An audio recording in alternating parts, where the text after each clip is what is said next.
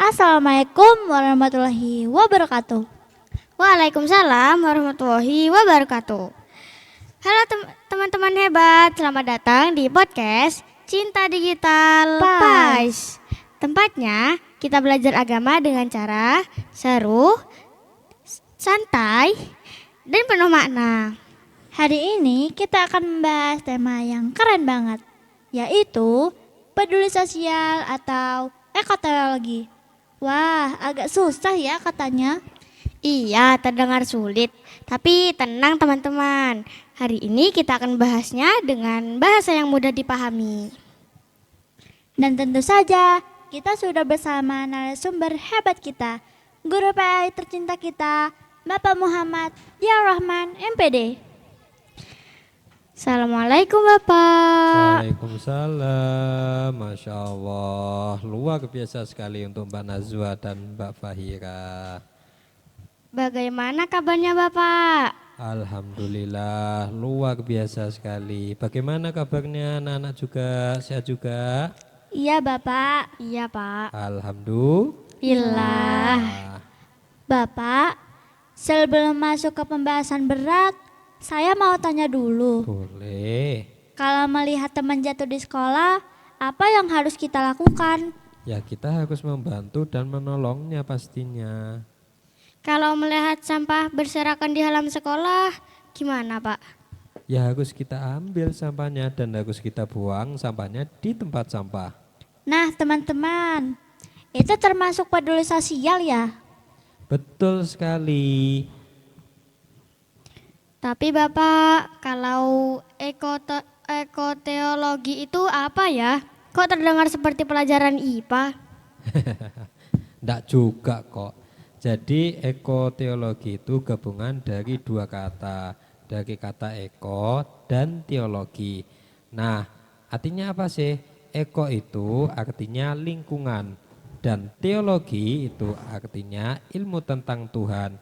Jadi kalau dijadikan satu, ekoteologi itu artinya cara kita menjaga lingkungan sebagai bagian dari ibadah kepada Allah Subhanahu wa Ta'ala. Oh, jadi menjaga lingkungan juga termasuk ibadah. Betul sekali Mbak Nazwa. Jadi anak-anak hebat, dalam agama Islam itu kita dianjurkan untuk peduli sesama manusia dan juga kepada alam. Allah Subhanahu wa Ta'ala berfirman di dalam Al-Quran agar kita tidak membuat kerusakan di bumi, karena kita ini adalah khalifah di bumi. Jadi kita semua adalah pemimpin dan penjaga di muka bumi ini.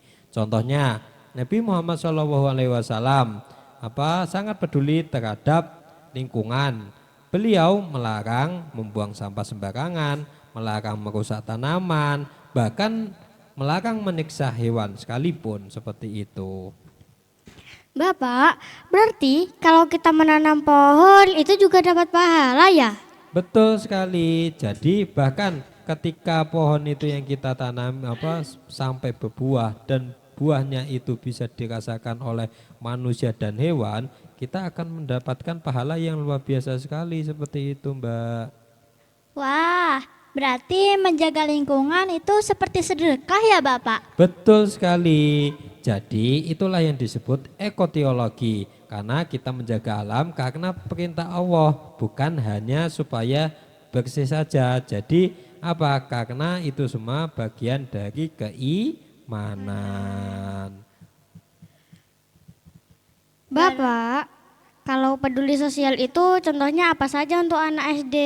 Banyak sekali Mbak. Jadi misalnya yang pertama membantu teman ketika dalam kesulitan belajar. Yang kedua berbagi bekal dengan temannya. Yang ketiga mengunjungi teman yang sedang sakit. Yang keempat ikut kerja bakti di sekolah. Dan yang terakhir tidak membuli temannya. Berarti kalau kita mengajak teman itu tidak peduli sosial ya? Betul, karena di Islam itu mengajarkan kita untuk saling menghormati dan menyayangi. Bapak, mana yang lebih penting? peduli sosial atau menjaga lingkungan? Keduanya saling penting Mbak Fahira. Jadi gini ya, karena di Islam itu mengajarkan keseimbangan. Kita harus baik kepada manusia dan juga baik kepada alam. Bapak, apakah peduli sosial dan ekoteologi itu saling berhubungan? Sangat berhubungan sekali Mbak Nazwa. Jadi seperti ini, misal jika kita membuang sampah sembarangan, maka lingkungan kita menjadi kotor. Jadi kalau jika lingkungan kita kotor, pasti ada namanya orang yang mengalami orang sakit. Nah, karena orang banyak yang sakit, karena kita akan juga tidak peduli sosial. Tidak peduli sosial di lingkungan sekitar kita sendiri, seperti itu. Oh iya, kalau banjir karena sampah banyak orang jadi susah. Betul sekali Mbak, makanya di berita-berita sampai hari ini makanya banyak kebanjiran. Karena apa? Karena karena ya dari ulah manusia ini sendiri, karena membuang sampah sembarangan, memotong pohon-pohon yang besar-besar itu ditebangi. Karena apa? Karena pohon itu juga punya hak untuk hidup. Karena apa? Pohon ini juga bisa untuk menahan beban air hujan itu. Biar apa? Biar tidak terjadi kebanjiran. Seperti itu. Berarti anak SD juga bisa jadi pahlawan lingkungan ya Bapak? Betul sekali. Jadi pahlawan itu bukan hanya yang pahlawan untuk membela negara saja. Jadi pahlawan kita dimulai dari hal yang kecil dulu, seperti kita membuang sampah itu di tempatnya. Jangan membuang sampah itu di sembarangan tempat. Kalau kita membuang sampah sembarangan, otomatis di lingkungan kita menjadi kotor, seperti itu. Wah, seru sekali Bapak. Bolehkah kita beri tantangan untuk teman-teman? Boleh, silakan. Tantangan minggu ini adalah yang pertama, membawa botol minum sendiri ke sekolah. Yang kedua, tidak membuang sampah sembarangan. Yang ketiga, membantu minimal satu teman setiap hari.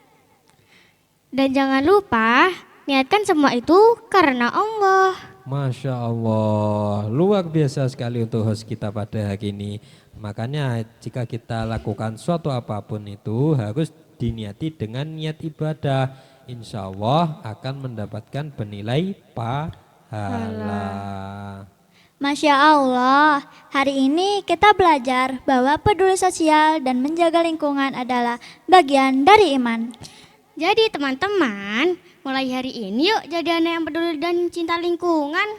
Karena anak hebat adalah anak yang beriman dan berakhlak mulia. Terima kasih banyak kepada sumber hebat kita, Bapak Muhammad Diarrahman MPD. Sama-sama, Masya Allah, luar biasa sekali untuk Mbak Nazwa dan Mbak Fahira. Saya Fahira. Dan saya Nazwa.